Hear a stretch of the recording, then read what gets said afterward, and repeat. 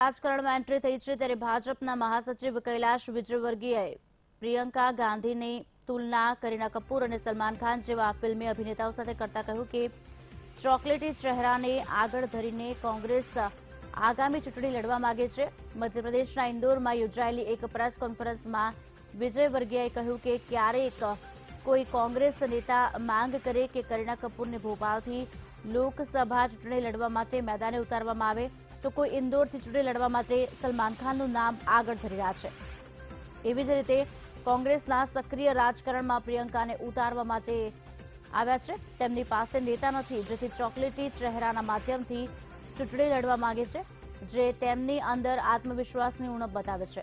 ઉલ્લેખનીય છે કે પ્રિયંકા ગાંધીને પૂર્વ ઉત્તર પ્રદેશના મહાસચિવ અને પ્રદેશ પ્રભારી બનાવવામાં આવ્યા બાદ રાજકારણમાં માહોલ જે છે તે ગરમાઈ ચૂક્યો છે।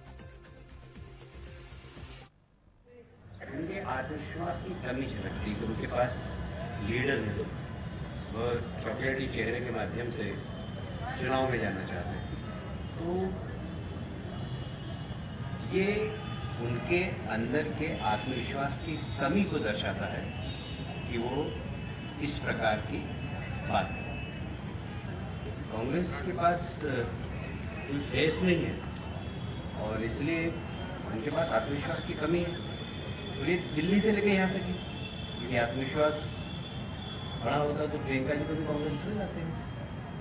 तो लगता है कि हमारे लीडर को मदद की जरूरत है। तो कोई करीना कपूर का नाम चलाता है, कोई सलमान खान का नाम चलाता है, प्रियंका जी को ले जाते हैं।